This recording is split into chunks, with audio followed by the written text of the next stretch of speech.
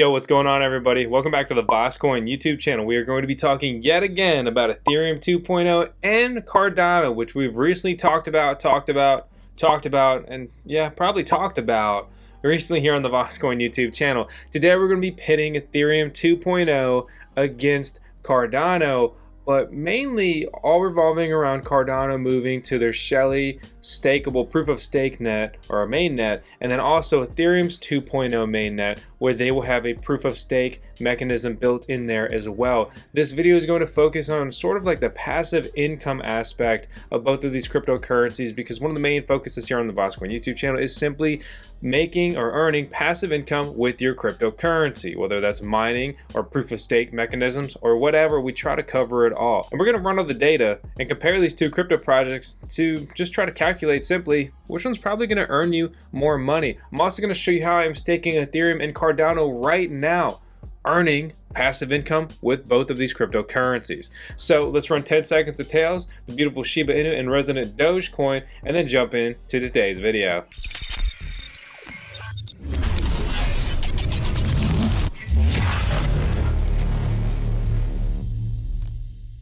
Everybody loves to use the term Ethereum killer. Everyone's always gunning for Ethereum because it's kind of the leader in DeFi, decentralized finance, the smart contract platform, and whatever. And the goal for Cardano, similar to Ethereum, is to build a massive decentralized computing network that millions of people, businesses, governments could use someday to run financial applications from anywhere in the world. DeFi. And then Ethereum's blockchain native token, Ether, is currently commanding a lead in the competition with 23 billion market cap, 13 times the size of ADA Cardano, which is still true and accurate.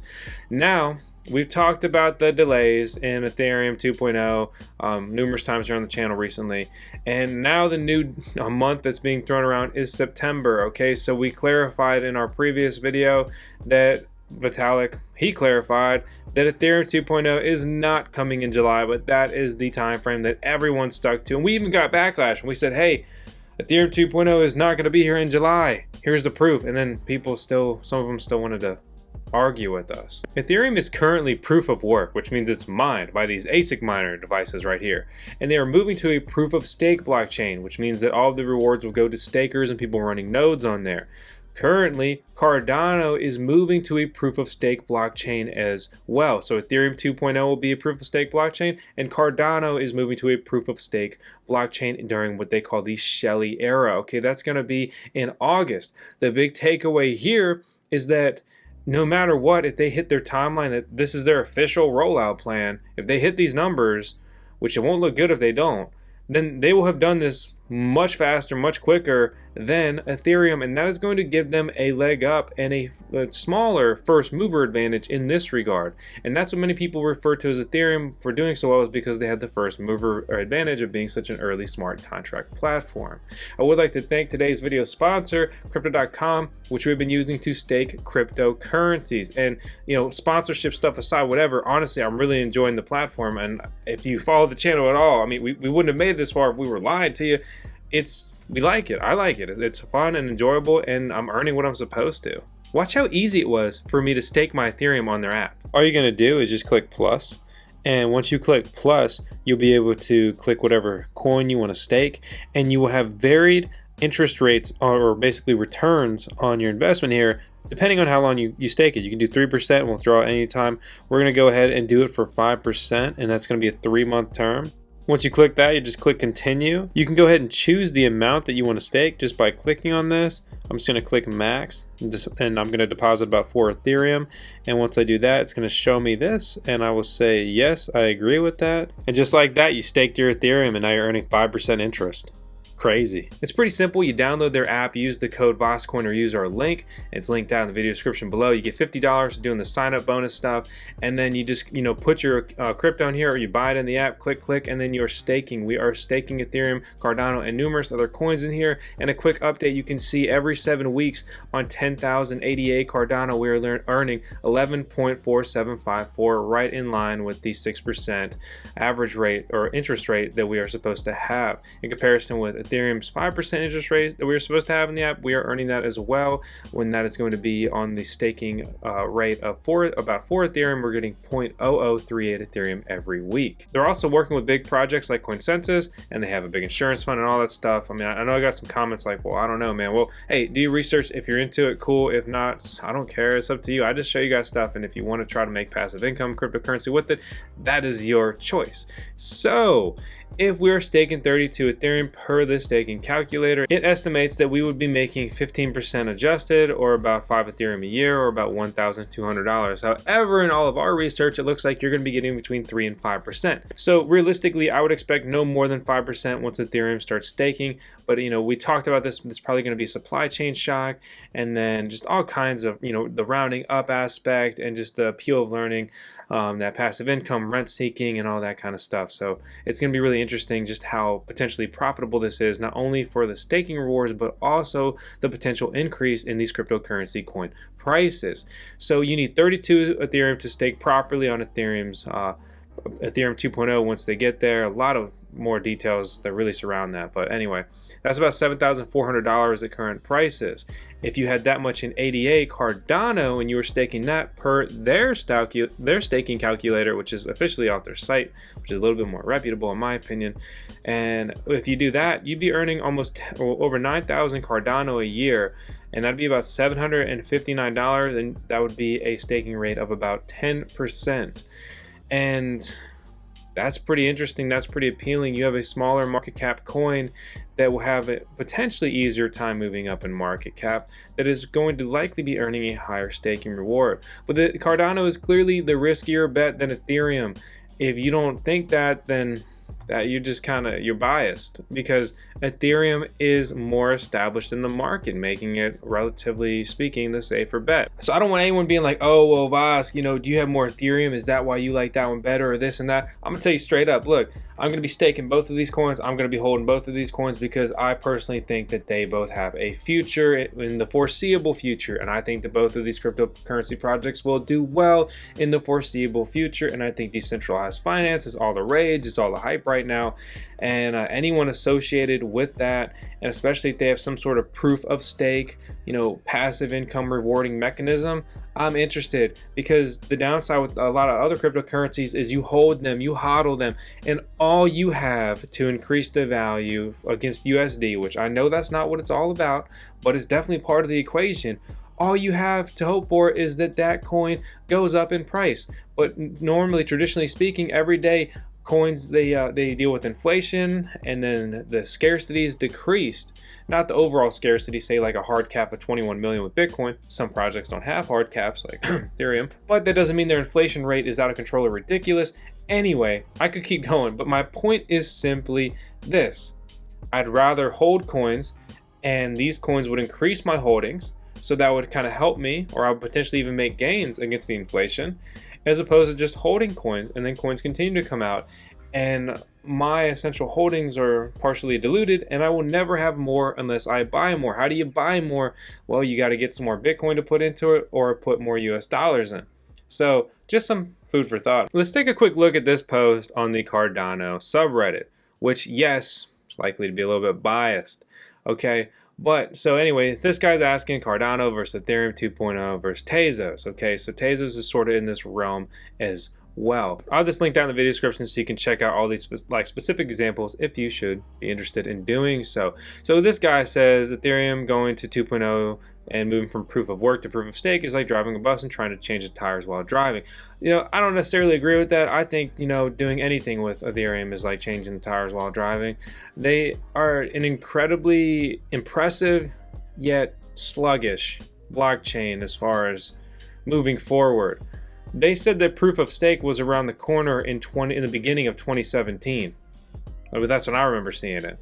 And well, here we are.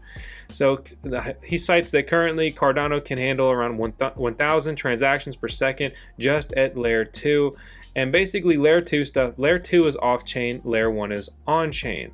So off-chain is going to be like side chains. Basically you're building out additional blockchains and infrastructure to take the load off of your main blockchain and support it, because simply put, development is not far enough ahead for just one main chain to handle everything.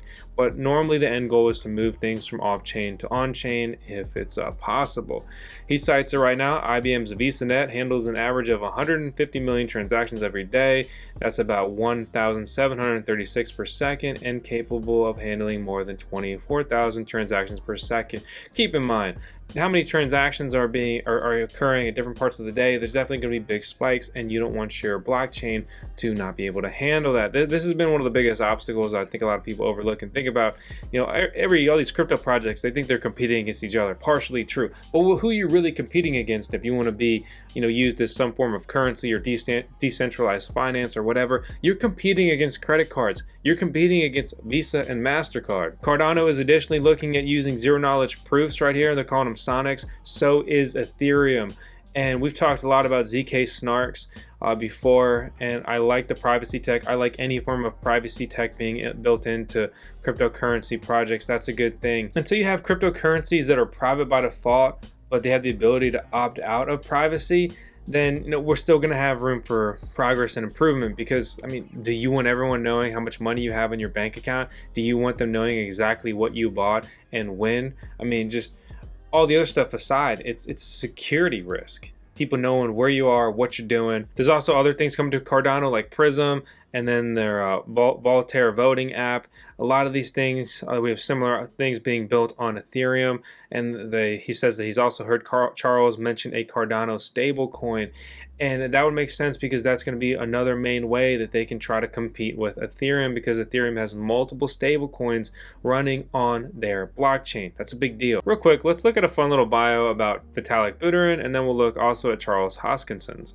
So basically, Vitalik wrote this himself, I believe. So he says that I was born in 1994 in Russia. Just think about it, he was born in 1994. I'm older than this guy. Am I doxing myself? So anyway, he moved to Canada in 2000. He's talking about playing World of Warcraft during 2007, 2010. And this is pretty funny, kind of relatable, but pretty funny for the second biggest cryptocurrency by market cap, and it's been there for quite a while. That one day, Blizzard removed the damaged component from his beloved Warlock Siphon spell. Apparently he cried himself to sleep, and then he realized what horrors centralized services can bring, so he decided to quit. 2011, he discovered Bitcoin. He was skeptical. He was working for $1.50 an hour, and he went to university. In 2013, he realized how much time cryptocurrency projects were taking up, and then shortly after that, he launched Ethereum and the ICO associated with that. And clearly he's never going to have to worry about money again. That was the last time he will ever make anything close to $1.50 an hour.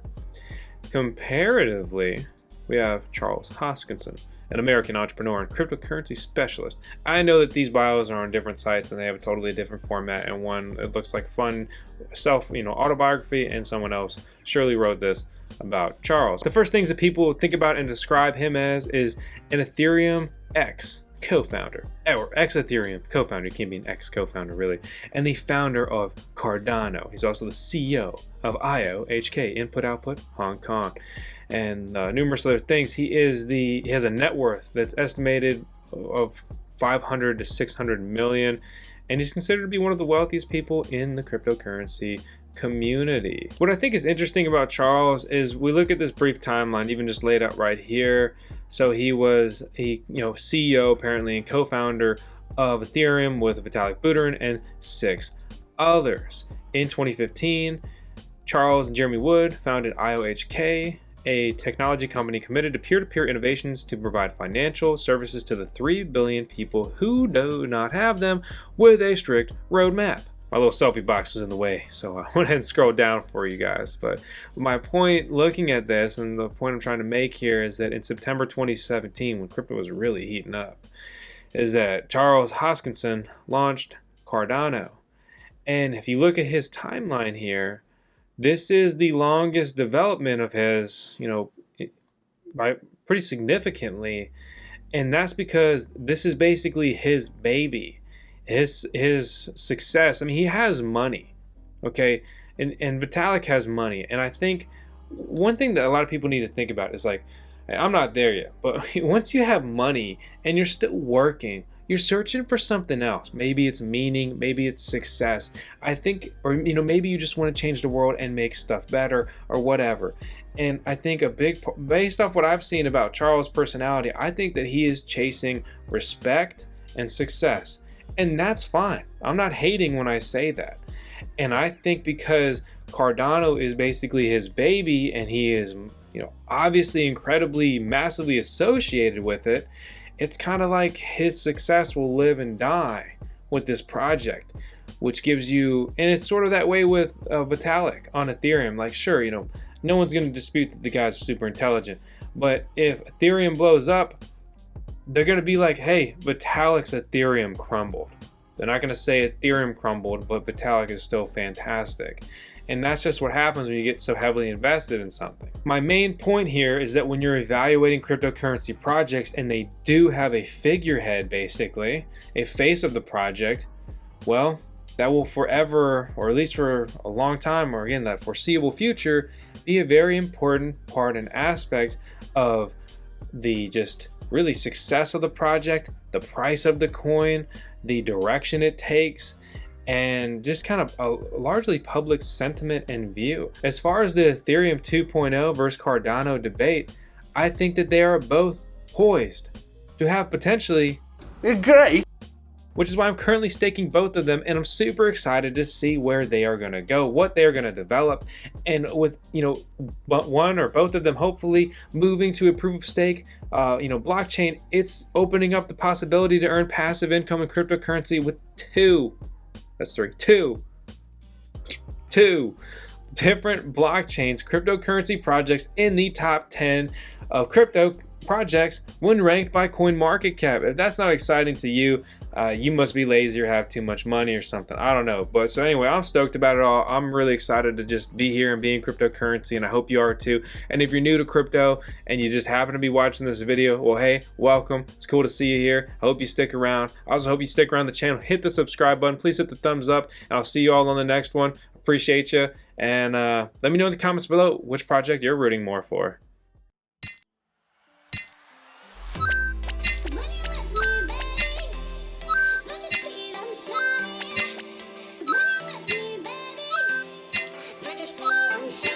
Yeah.